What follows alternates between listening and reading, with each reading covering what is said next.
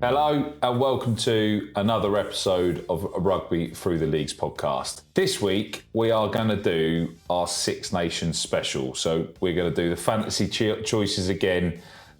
There was at least 5 people that watched it last time, so it might be one of our most popular episodes. I'm not sure, but we'll have a go. We might get the 6. So we're going to do this episode where we go balls deep and see how good we are at actually picking a team for the whole tournament. So this team, injuries, suspensions, dog shit performances, all of it could quite hamper this league. We will then be doing a second team, which we're going to keep updating on a weekly basis. Keith has actually joined us, but not joined us. He sent it to me. So we'll get to see how an Irishman thinks they're going to obviously win the Six Nations this time round. We've got Kent, we've got Polly, we've got Buster. Kent's got to jump off, so we've only got to put up with him for a little bit. So we thought we'd let him get this done. We can all tell him how shit he is and then let him go, and then we can talk more shit about him afterwards. So, Kent, good to see you, mate. Welcome back. Good to have you on. Thank you. Thanks for that intro, Carl. No worries. I look forward to see how much I hope you get abused afterwards. You're saying the team's got announced. I have literally about 20 minutes ago, half an hour ago, saw that a few of my players had been dropped out. So this has been literally changed quite recently. So it's kind of seat of the pants stuff. Start with 15 straight away. You don't think you can go far wrong with Ramos. French team, I think he'll be picked as long as he's fit most weeks. Kicks for them. On the wing, Bielbiri is going to probably odds on anyway to play week in, week out for them. Other wing, I've gone a bit left field here. Reece Zammit coming back in.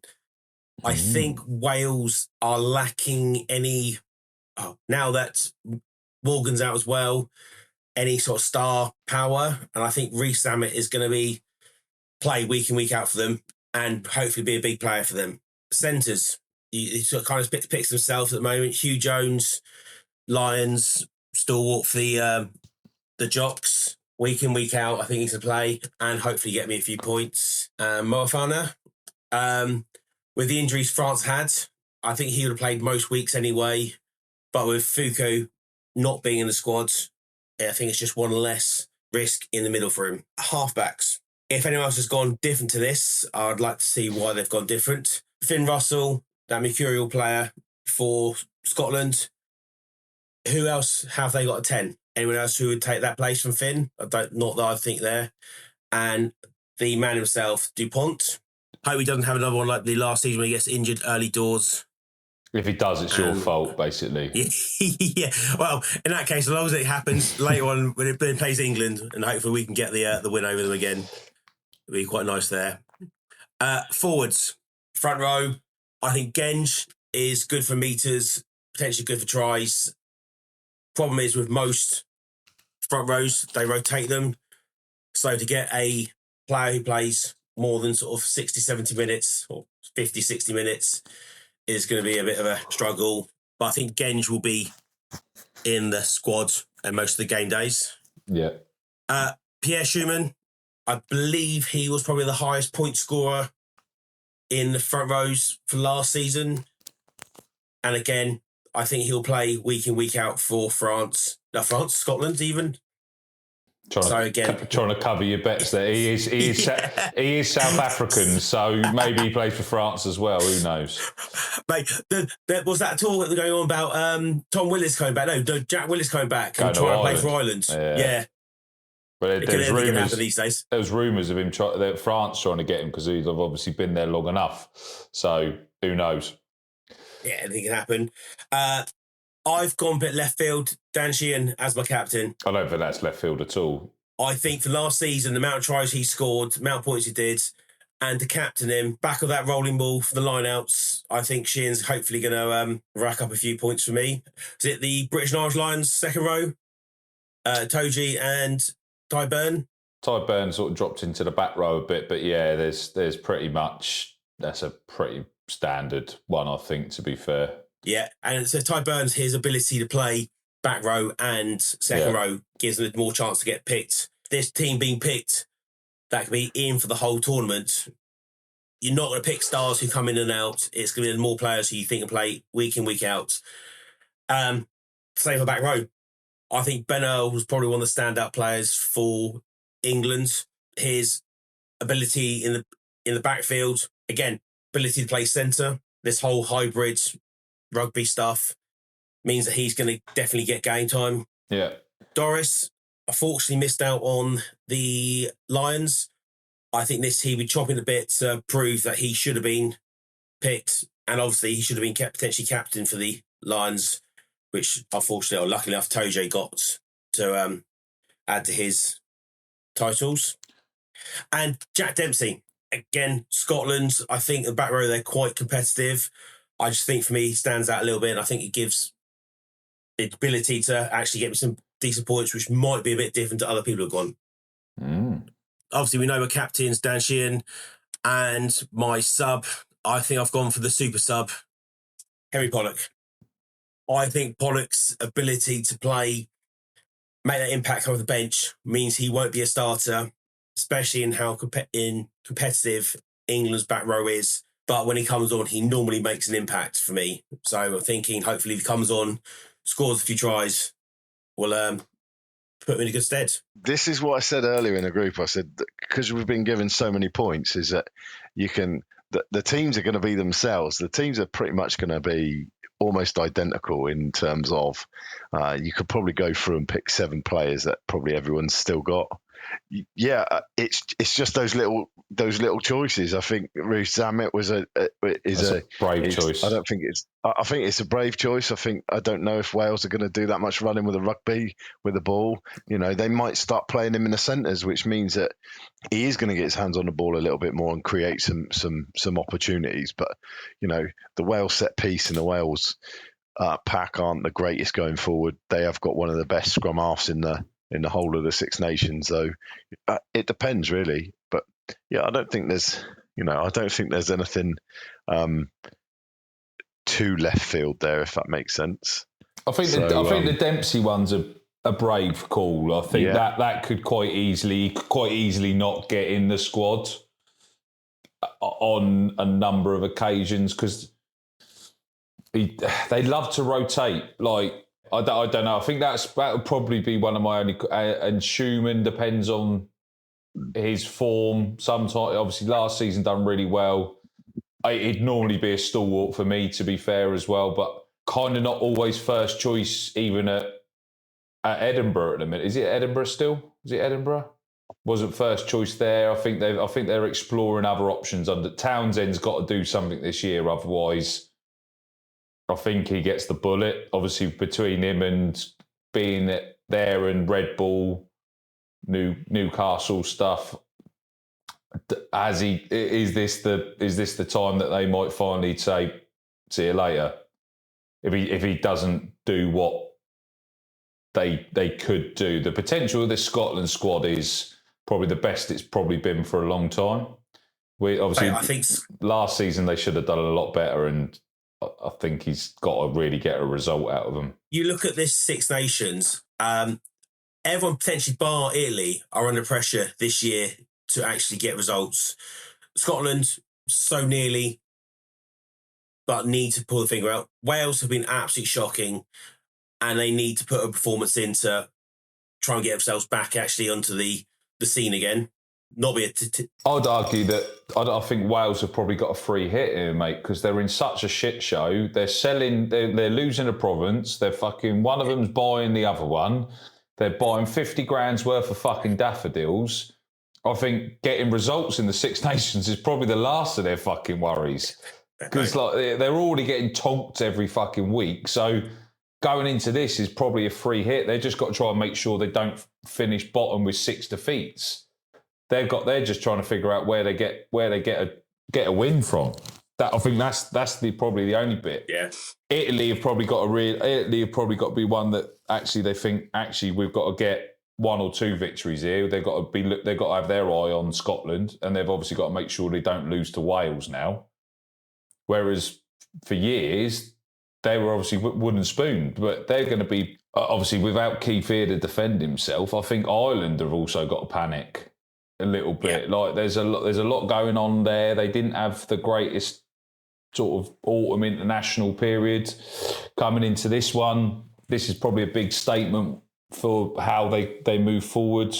They still haven't really rotated, in my opinion. There's a lot of good players coming through. There was a lot of good players that I saw on the Ireland Day in the November internationals when they come over to Spain, and they haven't heavily hit the rotating button at the minute. Whether they're going to come into the squad later on, I don't know, but I think there's a lot of pressure elsewhere, as you said, but I don't think it's in Wales. I think this is probably the last thing they've got to worry about with whether they've even got any fucking clubs or players to start with. How many clubs they got now? Because obviously I know that is it Four Cardiff regions. are Four regions. Cardiff's owned by the WRU, so they've put it up for sale, and now the Ospreys are trying to buy Cardiff. So Swansea are basically trying to buy Cardiff. It's just bonkers.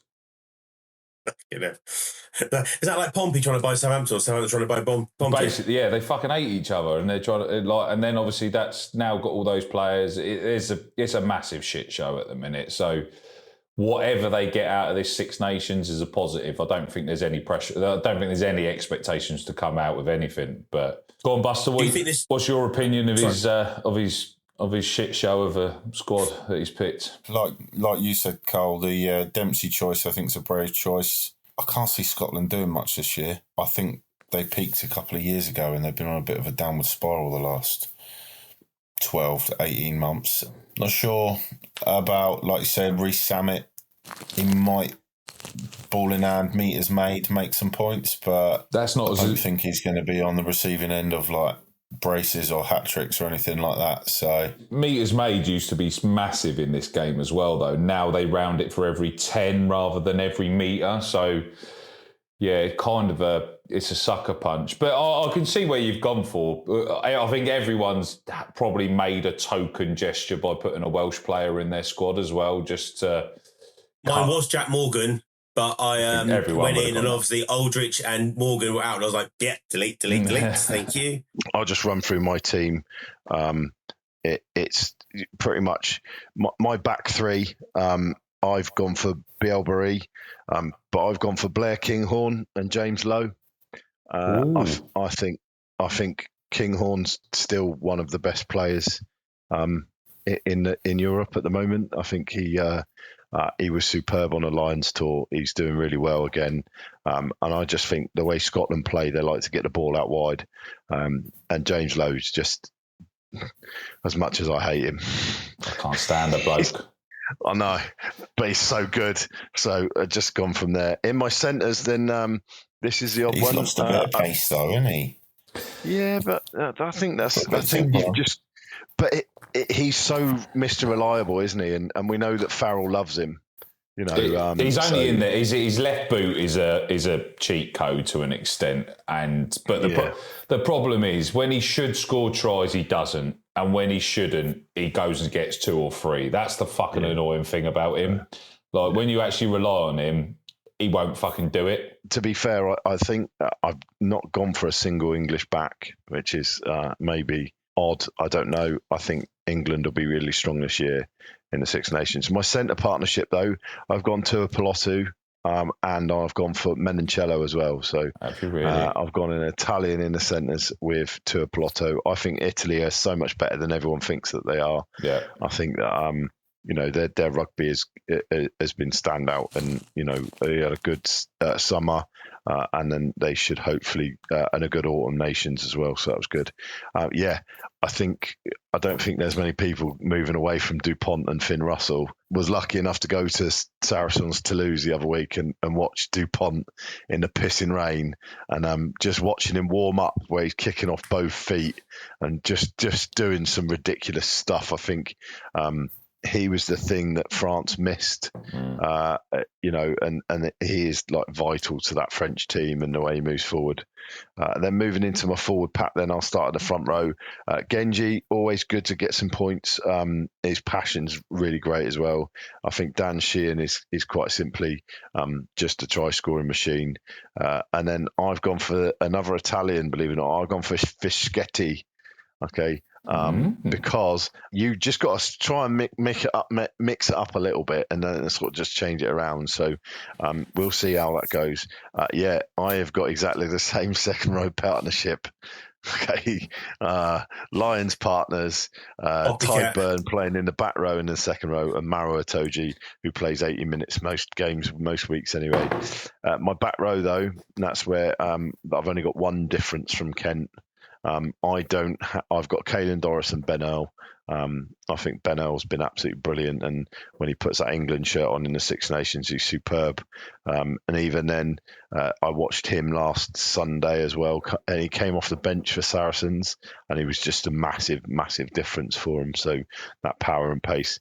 And then my choice is Tom Curry, because I think he's possibly the best 7 that currently in the Northern Hemisphere. Yeah, so that's my team. My captain is Biel Barry, okay, and my super sub is Ronan Kelleher, because if Dan Sheehan's not scoring points, then Ronan Kelleher will be scoring points when he comes on.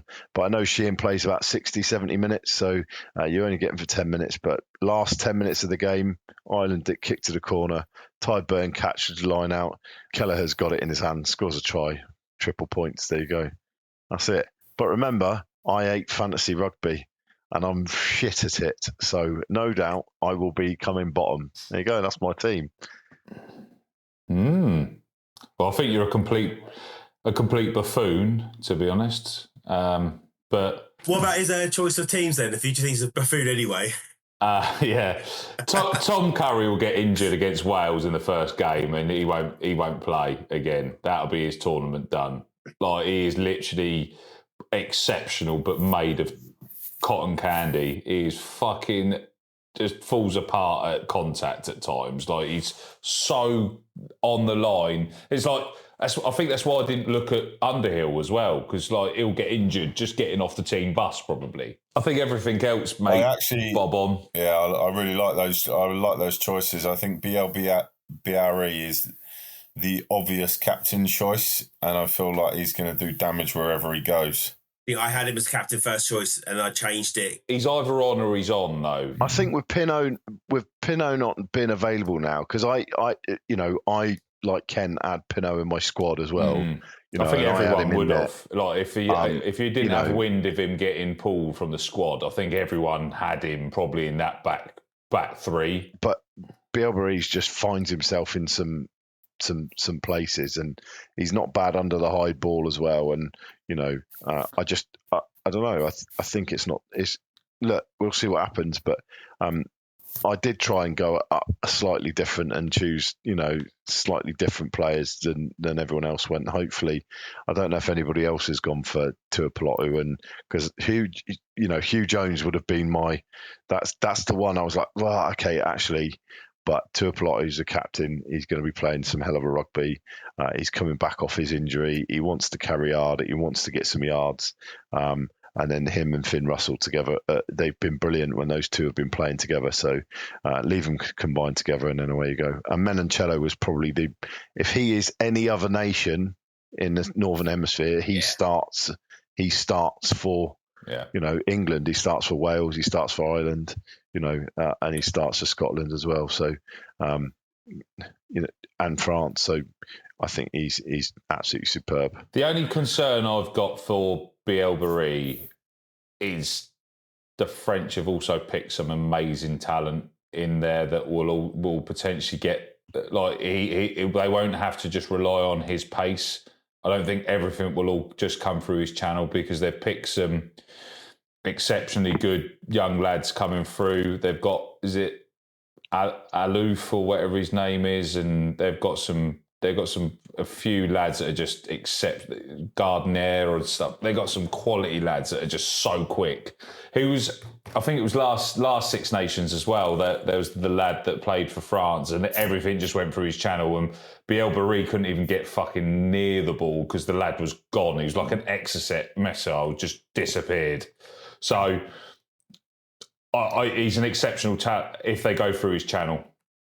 I just don't think that's the only option they've got now. They've got enough. I think they'll probably win this tournament, France. I think they've got a little bit more depth than they had in the previous ones in the right spots. I think England are probably, for the first time as an Englishman, we can probably say they're going to put up a decent showing. I still don't think we'll come out on top. I just think because the way the draw of the home and away will probably work against us. I don't think Ireland are where they were. I just don't think you can look past France, in my opinion, and they look devastating across the pitch. They've got so many options that can only be a positive for them. But Paul, I think that's a pretty half decent squad, mate. To be fair, for a bloke that doesn't like fantasy rugby, I'll take it. That's a compliment from Carl. Yeah, don't happen very often. No, I think Kelleher's one of them. I don't think Sheehan will always start either. I think they might rotate that. So you'll still get points from Kelleher being the super sub, but it's not as many. Yeah, I think that hooker position is really tough though, because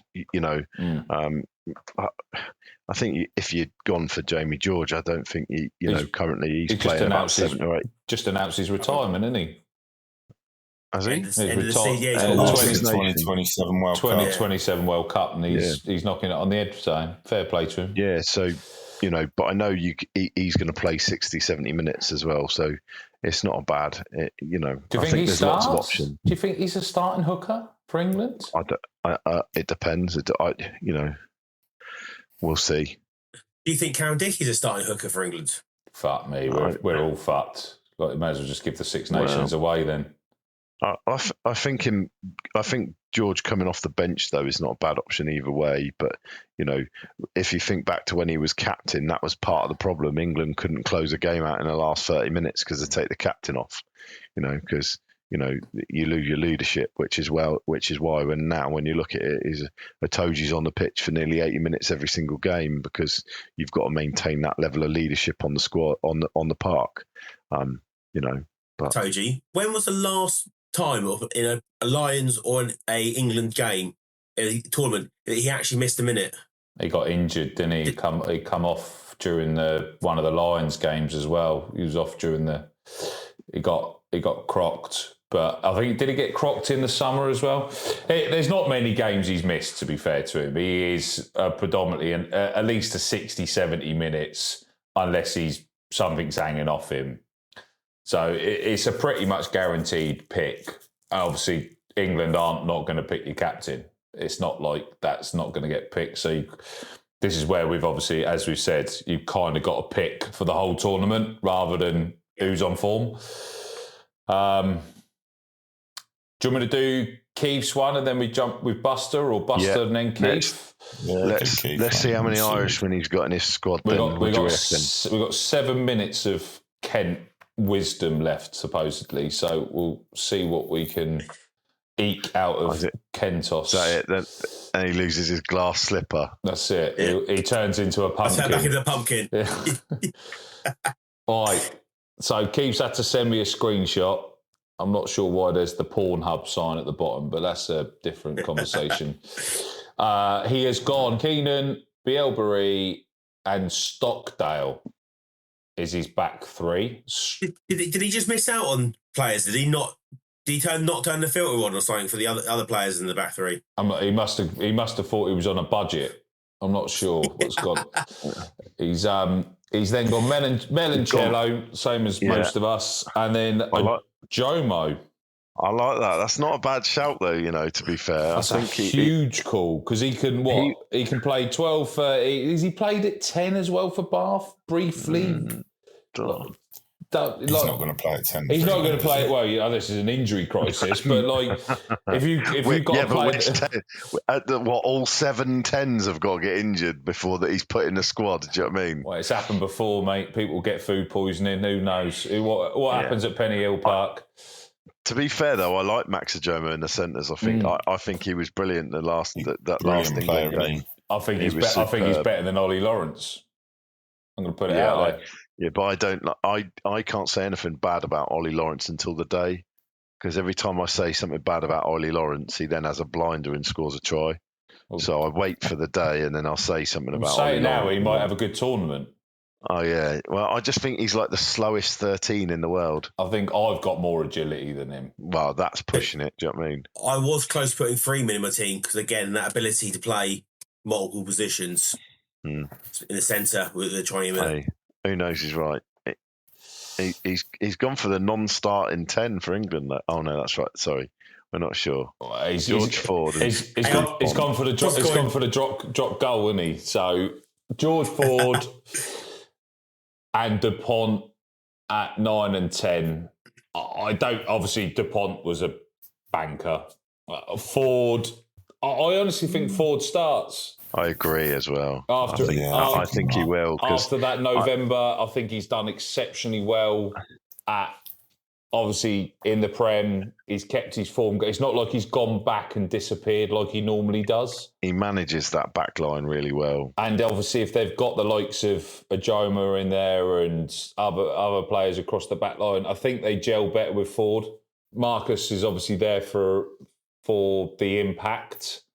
And I think Finn Smith is probably still a little away from being in the conversation. But again, England doing England, we seem to manage to kill certain positions off and kill their optimism. And Finn Smith seems to have dropped down the order for... I don't think he's done anything wrong, really. No, well, I think that's because because England are going to go for a 6-2 split on the bench.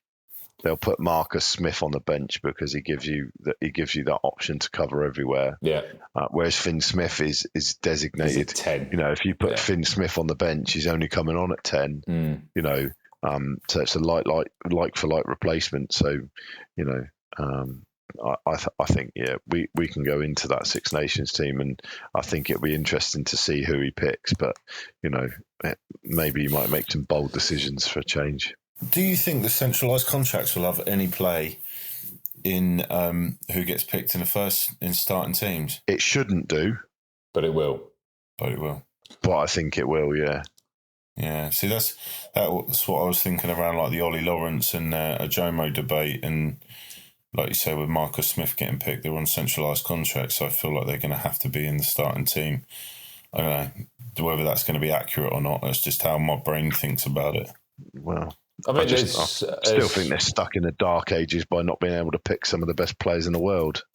They don't happen to be, Jack Willis just doesn't happen to play in England, and he plays in, one of the best leagues in the world, and he's one of the best sevens in the world. And then obviously, wait a minute, Tom Willis is going the opposite way as well, and he's been told he's not going to get picked because he's going to France, and he's still playing in the Prem, and probably one of the best options that you got to bolster that back three, but that is England. Right, front row, he's gone Genji, he's gone Sheehan captain, and then he's gone Ferrari. I think it's purely for the pace. I don't think Ferrari is getting picked at starter. I'm glad you got that, Buster. I'm glad someone else was having a little chuckle. I got it. Joke. I got it. Come on, just give us a break. I got it. I just thought he might have picked Lamborghini instead, but bit of me that was, Paul. That's what it should be. So he's gone Ferrari. I'm not sure he's going to get picked every game. So brave choice there. He might have. Keith might have already lost one. Oh, shock! Look who he's got in the second row. And funnily enough, he's gone a Toji and Tyg Byrne. Imagine if somebody else had picked those two. That would spice up the life, wouldn't it? Now that I've seen that everyone's pretty copying my team, I've got to jump off. Good on board anyway. See you later, Kent. So Benno, an obvious one. He's gone... Has he gone for Wacky? He's gone Wacky as well, which I don't think's a starter, which is a brave choice. And then he's gone... I scored a hat-trick the other day. Doesn't mean he'll start for France. and he's gone for Van der Merwe. No, Van der Fleur. Van der Fleur, sorry. Van der Fleur, didn't even start for the Lions, doesn't start for Ireland. I think he has a good tournament. I hope I really rate him. I think he's an absolute machine at the breakdown, and I think got really wasted by not being used by the Lions. I've got a lot of time for that pick. I just don't see him playing game in, game out. So captain obviously was Sheehan. His super sub is Jamie Dobby, which I'm assuming is Scottish. I'm not 100% sure who that is. That's quite a clever pick. I quite like that. Do you think? Because He's El Rapido, mate. Is he? He is mustard around the breakdown, yeah. He's like a little sort of Danny Care-esque sniper around the breakdown. What? They're 9. Scrum half, is he? Yeah. I think Ben White is probably going to be their starter. Yeah, I think he's a guy coming off the bench. Am I thinking of the right person? Yeah, but you're right. Ben White will start. So if he's put him on the bench, he'll probably come on and play maybe the last 20, 30 minutes. You never know. Only 4% of people have picked him. Sheehan's been picked by 60% of people. Dupont's at 59% of people. BL Barry's at 59. Ramos is at 61. Henry Pollock is actually picked at like 80%. 80% of people have picked Pollock. Sorry, it's dropped now, 49%. But it was a lot. It was like, when I looked earlier, it was like 80% of people had picked Pollock in their squad. Okay, so that's currently Kent, Keith and Paul. Buster, do you want to do yours? 15, same as everyone, BLBRE. I've gone a little bit different on the wings. I've gone Faye Waboso and I've gone Tommy Freeman. You've gone two English as well. Wow. Yeah. Okay. So I'm I like backing it. the boys. I like it, but I wasn't sure that Faye Wabosa will and Tommy survive Freeman more than one game. I think Tommy Freeman will play more than one game, Yeah. but I just wasn't confident that Faye Wabosa would too. But I like. Don't get me. I think both of those two players are really exciting, and Faye Wabosa has just been. I think he is the player that England have been looking for. Finally to replace the mad frog that is Johnny May. So I've picked majority of players I've picked because A, I like them, and B, they've been on form. So they're not necessarily the smartest choices, but I've gone for something slightly different. That's not the that's not the Borthwick way. That's everything anti-Borthwick. pick players you say on that, form. but Borthwick picks two people he likes and sticks with them for a whole tournament. Yeah, so, but maybe if not the people you like. And Freeman, they might get get. Good point. They might get 80 minutes point. 6 times. Yeah. Gutted Radwan got injured. Just I'll drop that in there. I think he could have been. I don't think he would have got picked. Oh, I don't know. I think it'd have been hard to not invite him into the squad. I think I agree with Buster though. I don't think. Steve Borthwick knows who he likes. Yeah, and it's centralised contracts thing as well, isn't it? I know what I like. Yeah, and he's being pushed around by 97 sausages in red trousers. But also with the Freeman argument, obviously he plays different positions now as well, doesn't he? Play centre if he needed, etc. as well. He can play across the back if they really get desperate, don't they? Into the centres then. I've gone for the Italian Monticello. Rate him. I think he plays every game. I think he gets 80 minutes every game. Carries hard, makes a lot of meters, turns a lot of ball over as well. I just think he'll score well. And then I've gone for someone that no one's picked yet. I've gone for Deporter, the Frenchman. Nice. He has been mustard. I've been watching European rugby and he has been unreal. I've actually doubled down on him. I've made him my captain. Have you? Yeah. I just haven't seen him do it in a France shirt. I really rate him as well. I think he's an exception. Yeah. He has not done it in a French shirt. Maybe Ficou not I think being. He has. He's scored quite a few for France. Not the level that he could. But I think if Ficou's not there, I think sort of Ficou levels out those channels. So I think that might open up the freedom. I think it might work out well, mate. I think I agree with you. He's a great talent. I also like when I watch him play. He's very fast centre as well. So when you've got like Dupont breaking game lines and BL Barry breaking game lines, and he's running supporting lines, he scores a lot of tries from those positions. I just think that he's going to have a good tournament. So I've doubled down on him. While I knew that. While we're on that question, then right, obviously with your focus now on a centre, who plays 10 for France? There's a big argument. Isn't Max fit? Max fit. There's a big argument that Jalibert is the best in the world at the minute. And then you've got Ramos. Ramos can play 10 as well. Ramos is playing, but Ramos is playing 15 at weekends anyway. You know, he can still play 10 for him. He has played a lot of 10 there. Yeah, and he is. Yeah, but when he plays 10 defensively, he just goes for a little wander. Well, no, he just turns into a fucking turtle, doesn't he? Or a turnstile. Fire escape. Yeah. It's like an usher. This way. I think for Dupont it doesn't matter.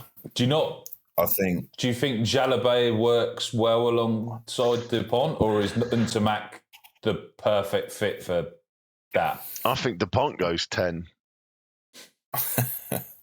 He does it on weekend. He did it on Sunday. It could happen easily, but I don't think he will. They put the Garrick. Is it Le Garrick? The Garrick's quality as well. Yeah, who would probably start for most. Most nations, and they put him on at 9, and then Dupont goes to 10, and it's like, oh, there you go. It's just whether Dupont's got 80 minutes in his legs. Is Dupont a 10 at international level as well? See, he's on the that pitch. Question you just raised, Polly. Does Dupont have 80 minutes at international level in his legs? Is why I didn't pick him as captain. I had him as captain, and I just thought to myself, especially, I think France are going to be really dominant this year. Just by watching top 14 of European rugby, the level of what they're playing at just supersedes everyone else, I think, at the moment. I think they're going to be a really dominant force. And I think if they're 20, 30 points up half-time, I think you're seeing him coming off a lot, because he's going to be protected. Well, we'll see. I don't know. I agree with you, Busty. He will only get a fixed 50, 60 minutes, but I think he's already caused enough carnage and got enough points to not worry about those last 20. So that's my little mad pick, Deporter as my captain. Of course, I've got Finn Russell and Anton Dupont in my... obviously. 9 and 10. So starting in the front row then, I've actually gone the same as you, Paul. I've gone for Shetty. I've been watching him play for Saints, and he is mustard, mate. He's a proper prop. Big fan of him. I think he carries hard as well. He makes a lot of meters, chops everything. I think he's a really good player. And then I've gone for a little wild card on the other side. I've gone for, and I don't know whether he'll start, I've gone for Rhys Carré, the Welshman. Okay. Because he has been mustard. I don't even know who he is. No? No. I can't remember who he plays for. Is he... I haven't watched any that I couldn't go anywhere near a Welshman at the moment in terms of for the Six Nations. I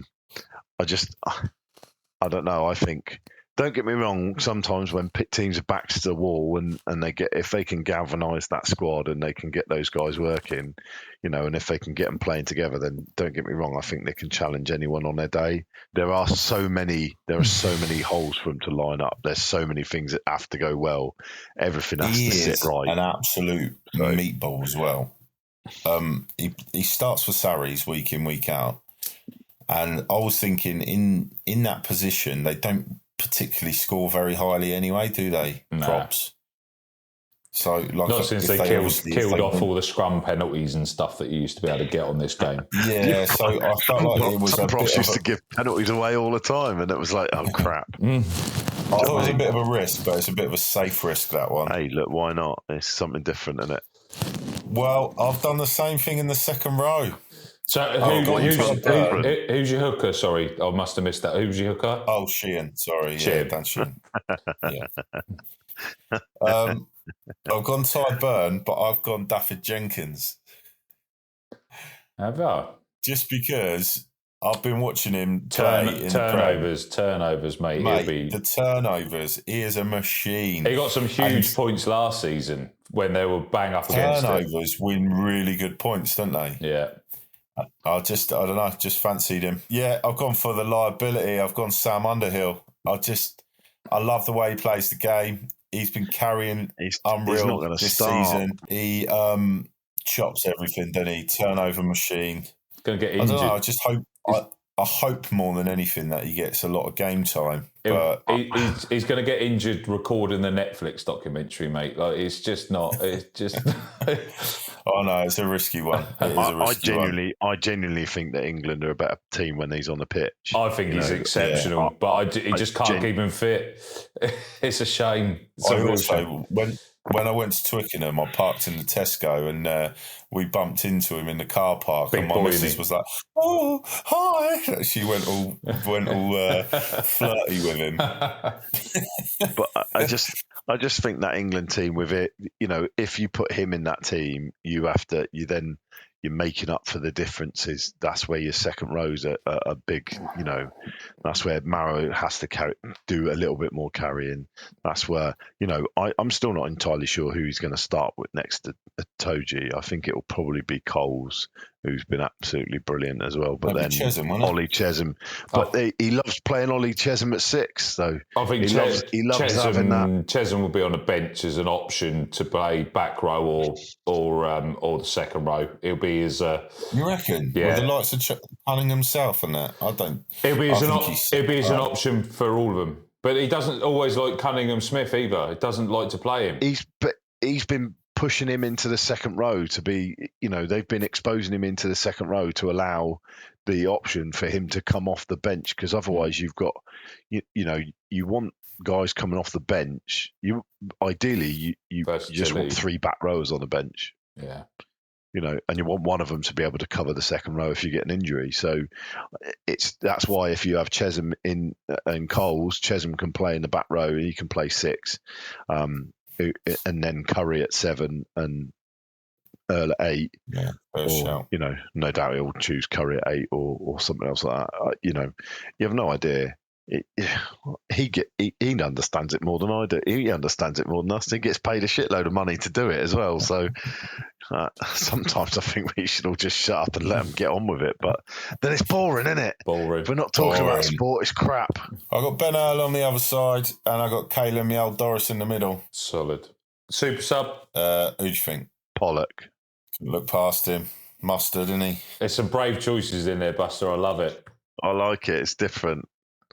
I think the big risk is the captain, isn't it? Because I'm sacrificing potentially a shit ton of points. I don't know. I think that I don't like that captain. I don't like that triple points for your captain. It doesn't make any sense to me. It's only because you can't pick a captain that gets points, Polly. That's the only reason why you don't like it. I just hope the LBR snaps his leg in game 1. Right. Come on then, Carl. Who have you got? That leaves me, doesn't it? Right. So, come on. Well, I've got a funny feeling that it's 60% the same as other people. Yeah. And there'll be a couple of little differences, but not massive. You're probably not far off, mate. So, I don't think many of these are going to be surprises. So, starting at the top, we've got Tommy Freeman, Bielbury, and Darcy Graham. I like Darcy Graham. I really rate him. He's always done me a solid until he retires. I think he'll always be in my fantasy team. He always seems to get tries. They've obviously got Italy in that first game. I think he'll rack up some points there, hopefully. I think that'll be a bit of a back and forth between the two teams. I think Bielbury will be quiet in the first game. Potentially they got Ireland, didn't they? I mean, obviously England have got Wales, so I'm hoping Freeman gets his free rein and actually has a go. Obviously, Menoncello, I don't think many could look past him. The only other option would have potentially been Brex. Like we used to always pick Brex as well, just for the difference. But Menoncello is just a different gravy. And then Hugh Jones, I still think he'll score tries. The only other one that in the back line that I could have potentially looked at was Van der Merwe, but I'd have only been picking him for the England game because the only one that he fucking scores tries in. Everything else would have been a waste of time. So that's where I'm at on that. Few people saying Van der Merwe ain't going to get a game, mate. It wouldn't surprise me if he doesn't play. I still think Darcy Graham starts. most of the, but he could get injured as well. He loves an injury. Did it in the Lions, within 10 minutes of his debut on there as well, whatever it was, and not ideal. So potentially a risky one there, but I think when Darcy Graham's on fire, mate, it's hard to stop him scoring tries against most teams. So that's my opinion. Finn Russell at 10, and obviously Dupont at 9. I've captained Dupont because I still think those 40, 50, 60 minutes that he plays, he puts too many points on the board, or he's involved in too many bits to turn away. I've gone Lorenzo Canoni for Italy, always good turnovers, gets the occasional try here and there, a tackling machine, always done me a solid previously in fantasy, pretty much plays every game, nigh on starts all the time. Why has he got a red cross on it, Carl? Is he injured? No, I'm literally loitering over the top of it. Oh, right. So, Wainwright, I've gone for the same idea as Buster with the Welsh David Jenkins pick. The turnovers they're going to be constantly under the pump. Tackles, turnovers, defensive. So would you have gone for Morgan then? No, I would have gone for Rafael. Or Reffel. I'd have gone Morgan. Obviously Morgan would have been picked, but I'd have potentially gone Tommy Reffel. Yeah, that makes sense. Yeah, I'm thinking for points. Like Morgan doesn't get many points. Yeah. Like Tommy Reffel seems to do all the dirty work that gets the points, in my opinion. And then my second row, I've gone Joe McCarthy and Maro Itoje. I think McCarthy starts in the second row. I think Ireland look a lot better with him, and obviously with him at the line out as well, I think he naturally fits in pretty well. That's also a risk because sometimes you don't always get picked, so a risky one, but I think I'll be surprised if he doesn't get picked.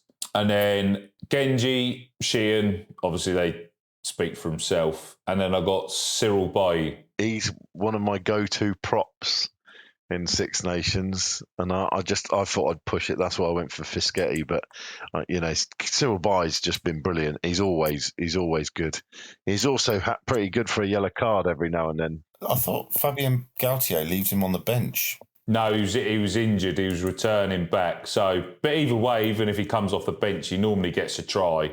He normally gets something. So he'll be involved in the games in one way or the other. Whether it's fucking 20 minutes or 60 minutes, I don't know. But I still think he's probably gonna.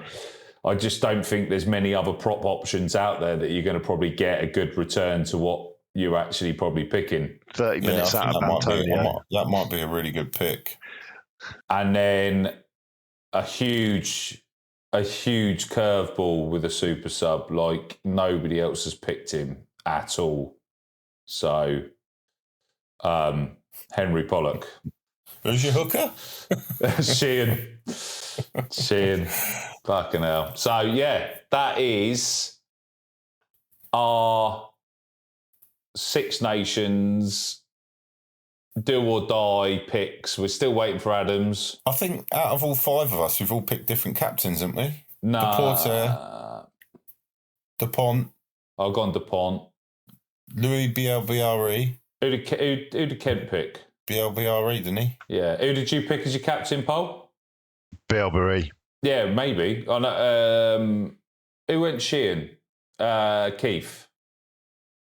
Yeah. Kent Keith. As well. He went Sheehan as well, did he? Yeah. So not quite. But so it's four different captains between five of us. It'll be interesting to see who Adams picked. Yeah. That's what's going to make the difference in the score, isn't it? That and the super sub. I still think the super sub's critical, and I think that's why I couldn't look past Pollock, because he'll get put in any position that will just cause mayhem, and he seems to always get a try. I don't know. I think that back row for England is so. He picked Pollock because, Pollock is doing to rugby what, David Beckham did to football in the 90s to a degree. Pollock is putting it in, pushing it further off the back pages and closer to the front. You know, everyone loves to hate a pantomime villain, don't they? Do you not think he's a good player then? I think he is a good player. I don't know if he is as good as we want him to be. I think he's got a bit of X factor. I do. I agree. I'm not disagreeing. I think that X factor is absolutely crucial to rugby nowadays. And and he has created the fact that everyone keeps talking about him is the whole point, isn't it? That's the the conversation piece. But he does seem to be in the right place at the right time.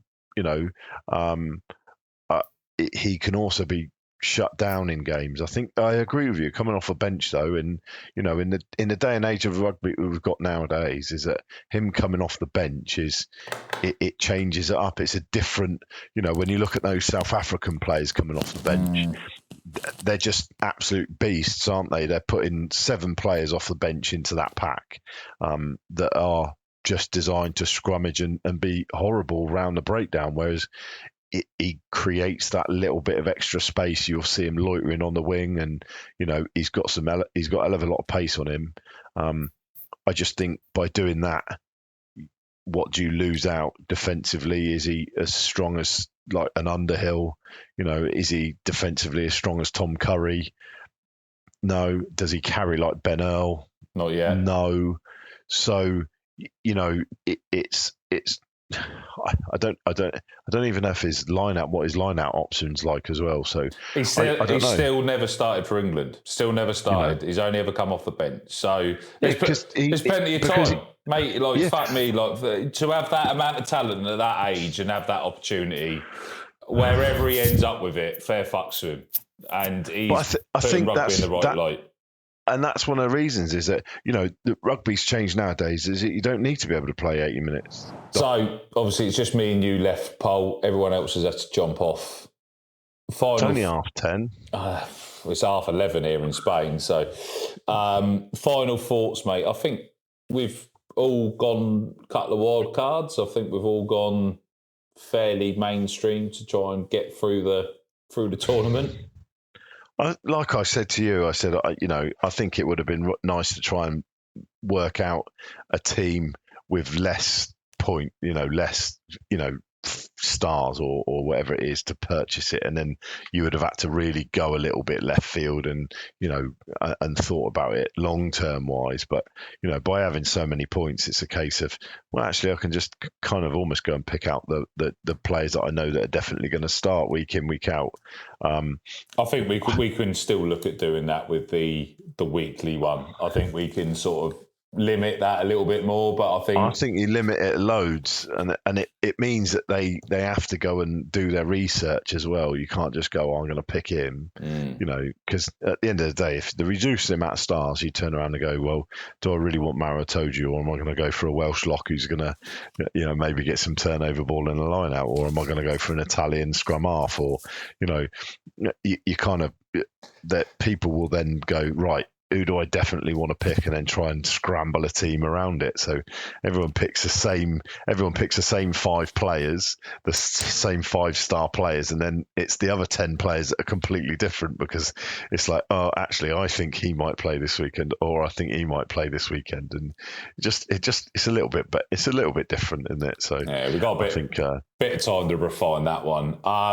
Last one then. How do you see the Six Nations finishing with the 6 teams? What order?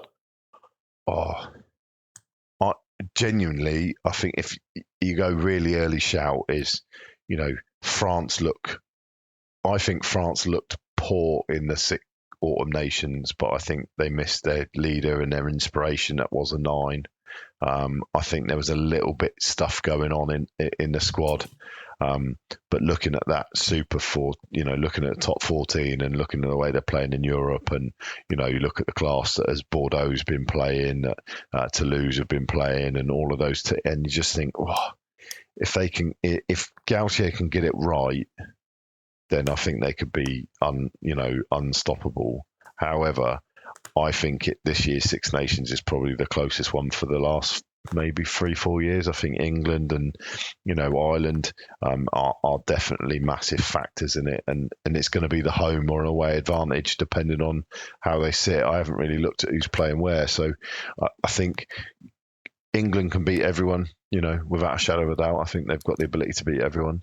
I think Ireland could beat everyone, and I think France could beat everyone. So, those are the struggles. Unfortunately, I think Wales will really struggle. Italy will do really well this year. Pick 1 to 6. 1 top: France, England, Ireland, Scotland, Wales. Scotland, Italy, Wales. Scotland, Italy, Wales. I'm saying France, England, Ireland, Italy, Scotland, Wales. So you think Scotland have dropped off that much? After their performance. Or do you think Italy have just got better? Both. I think this is the prime opportunity for Italy to probably scalp Scotland. I think Scotland they're in full rebuild mode at the minute, and they're in, just over a year out from the World Cup. So they'll sacrifice this to get ready for the World Cup. If I was going to sacrifice a tournament and make sure you come into a World Cup on form, this would be the one before that you'd try and blood enough players in. I just don't think they've blooded enough in. I don't think they've got a way forward. I don't think like as Buster said, the last 12, 18 months, they've been on a decline rather than sort of improving. They've not really brought anyone through. The autumn internationals was poor.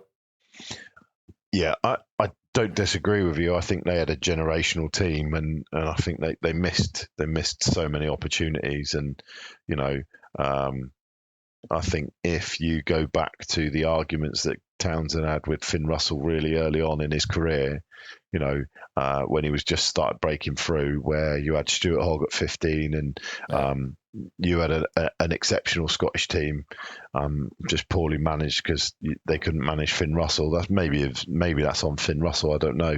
I'm not in that psyche, but you look at him now and he's questionably, one of the most exciting players to watch on the pitch. Just let's have some weapons for him outside. I don't know. I think the Six Nations, I like the fact that you can't call it. I like the fact that everyone's going to be questioning how everyone does and what's going to happen. I love the fact that England are back in the mix and everyone's talking about them after a solid Six Nations, after a solid autumn internationals. And, like you said, we're 18 months, 2 years away from a World Cup. So interesting. Yeah. And in 2 years' time, we'll have South Africa in the Six Nations anyway, so it'll be all right. Pretty much, yeah. So they'll all be dressed in blue in Scotland. Yeah. For everyone that has joined us, I hope you've enjoyed it. I hope you drop us a message with all the picks that we've made and tell us how stupid we are, or whether you agree.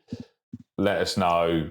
We're not going to open up this one. This one's going to be for the rugby TTL lads to see how we get through the tournament.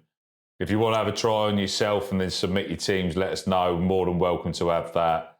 But we are then going to open up a weekly league, which we're going to try and do weekly pods, little episodes to talk about our bits. We're going to do a little videos and updates of who we picked, how we're doing, how you lot are doing as well. Shout outs to those that are probably going to beat us. Shout outs to the ones that finished bottom as well. So, which Polly will probably be propping up. But as always, it's great to have anyone that's actually got all the listened all the way through this. And make sure you like, subscribe, follow, join the league. Make sure you get your mates to join the league. And I'm sure we can figure out of actually getting something planned to get on the piss to celebrate the forfeit who finishes last. I think there's a few outstanding, isn't there? There's going to be one hell of a weekend that we've got to cash them all in, and I think I'm in for two, but there's a few rolling around, so this could turn out to be pretty epic. Yeah, and we have got to put something together, so we'll put it in a diary. Thank you to everyone for joining. Really appreciate it. And we will catch you very soon with the further Six Nations fantasy content. See you later.